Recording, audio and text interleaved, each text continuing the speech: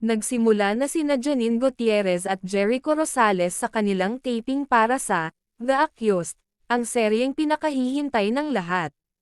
Maraming tagahanga ang nasasabik sa bagong proyekto nilang dalawa dahil sa kanilang husay sa pag-arte.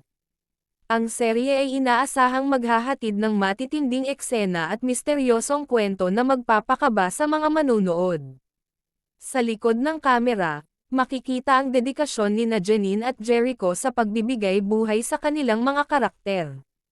Maraming netizens ang nagbahagi ng kanilang excitement sa social media matapos lumabas ang unang mga larawan mula sa set. Ang production team ay puspusan sa paggawa upang matiyak na magiging dekalidad ang serye. Isa itong malaking comeback project para kay Jericho, kaya't maraming fans ang sabik na makita siyang muli sa isang seryosong papel. Si Janine naman ay patuloy na nagpapakita ng kanyang husay sa pagganap sa iba't ibang challenging roles. Ayon sa ilang insiders, puno ng twists at matitinding eksena ang kwento ng The Accused. Walang duda na magiging isa ito sa pinakapinag-uusap ang serye ng taon sa mundo ng telebisyon.